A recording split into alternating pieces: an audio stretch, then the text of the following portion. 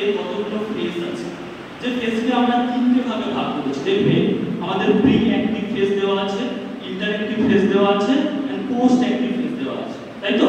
যদি বাংলা করি কি পাবো? অ্যাক্টিভ মানে কি? সক্রিয় বা সক্রিয়, তাই তো?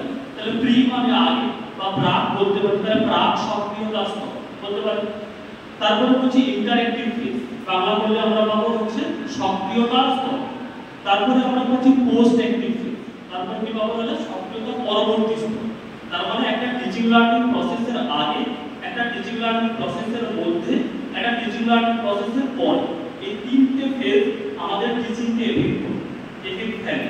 মানে আমরা শুধু ক্লাসে 45 মিনিটের ক্লাস করছি, আমরা ভাবছি যে এই টিচিংটাই করে শেষ না, এর বাইরে, এর আগে, এর পরে দুটো ফেজ থাকে। আমরা যেটা ক্লাসরুমে করছি ওটা হচ্ছে ইন্টারঅ্যাক্টিভ ফেজ, এর আগেও একটা ফেজ থাকে। আচ্ছা দেখবে ওই ছবিটার নিচে টিচারকে রাখা হয়েছে ইন্টারঅ্যাক্টিভ ফেজ থেকে এবং দু সাইডে একটা তীর চিহ্ন দেওয়া হয়েছে। কেন এটা করা হয়েছে এরকম? কারণ এই ইন্টারঅ্যাক্টিভ ফেজকে উদ্দেশ্য করে আমরা দুদিকে যাই, একটা হচ্ছে প্রি অ্যাক্টিভ ফেজের দিকে আসি, একটা হচ্ছে পোস্ট অ্যাক্টিভ ফেজের দিকে আসি।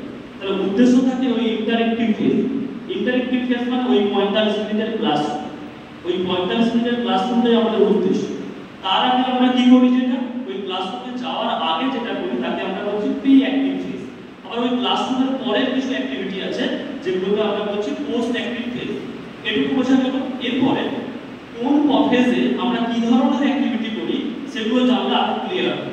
দেখছেন যে আমাদের আজকে তোমরা হয়তো ভাবছো স্কুলে যাবে, স্কুলে যাওয়ার পর হয়তো তোমার সেকেন্ড পিরিয়ড আছে, থার্ড পিরিয়ড আছে, সিক্সথ পিরিয়ড আছে, তিনটে পিরিয়ড, তিনটে ক্লাসে এবার কিভাবে পড়াবো তার জন্য বাড়ি থেকে আগে থেকে একটা রুট আউট করে নেব, একটা প্ল্যানিং করে দেব, একটা ডায়াগ্রাম করে নেব। তাকে আমরা কি বলছি? Stage of planning. এই প্ল্যানিংটা কিন্তু ক্লাসরুমে যাওয়ার আগে, এই কারণে এটাকে প্রি অ্যাক্টিভ ফেজে রাখা হয়েছে। তারপরে কি হচ্ছে? ফর্মুলেটিভ ইনস্ট্রাকশনাল অবজেক্টিভ। ফর্মুলেটিভ ইনস্ট্রাকশনাল অবজেক্টিভ মানে হচ্ছে যে আমরা যে টিচিংটা দেব, যে বিষয়টা আমরা পড়াতে যাচ্ছি তার উদ্দেশ্যটা, আমি কেন পড়াতে যাচ্ছি, এই কেন পড়াতে যাচ্ছি এই প্রশ্নের উত্তর যেন টিচারের কাছে ক্লিয়ার থাকে, তবেই কিন্তু আমরা ক্লাসরুমে গিয়ে তার অ্যাপ্লিকেশনটা করতে পারবো। আমি যে টপিকটা পড়াচ্ছি তার অ্যাপ্লিকেশন কোথায় এবং কেন পড়াচ্ছি সেই উদ্দেশ্যটা ঠিক করি আমরা এই প্রি অ্যাক্টিভ ফেজ। বোঝা গেল? তারপরে আছে দেখবে deciding the subject good content. আমরা যে বিষয়টা পড়াতে যাচ্ছি কোন টপিকটা আজকে পড়াবো। আমাদের সিলেবাসে অনেকটা অংশ দেওয়া থাকে, আমরা কি একদিনে সবকিছু পড়িয়ে দেই?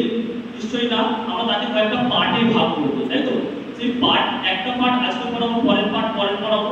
এই যে ডিসাইডটা করি, এটাও কিন্তু প্রি অ্যাক্টিভ ফেজেই আমরা ডিসাইড করি যে কোন দিন কোন পার্টটা পড়াবো। এটা হচ্ছে pre arranging or sequencing the content.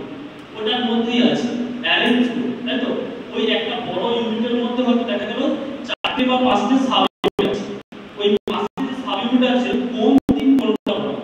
শুধু কিছুটা ভাগ করে দিলে তো হয় না, কারণ প্রত্যেকটা সাব ইউনিটের সাথে প্রত্যেকটা যে আগের সাব ইউনিট না পড়ি যদি আমরা পরের সাব ইউনিটে যাই তাহলে কি অসুবিধা হয়?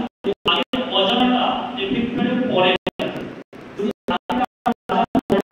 বুঝতে পারো সেখানে এই অ্যারেঞ্জটা করে টিচার ক্লাসে যাওয়ার যে কোনটা পড়াবে আগে তাহলে পরেরটা বুঝতে পারো। দেখো আমরা সিলেবাস স্ট্রাকচার দেখি, সিলেবাসের ইউনিট 1 2 3 4 5 দেওয়া আছে।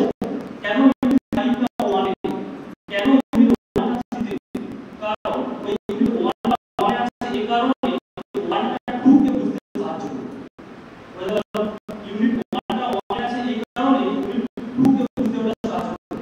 এটাকে বলছে কারণ প্রত্যেক নলেজের সাথে প্রত্যেকটা ধারণার সাথে আমরা সিকোয়েন্সটাকে আমরা টিচার কিন্তু এই অ্যারেঞ্জটা করে থাকে। Arranging or sequencing the content, কিভাবে কন্টেন্টকে অ্যারেঞ্জ করব। Designing the strategy. স্ট্র্যাটেজি মানে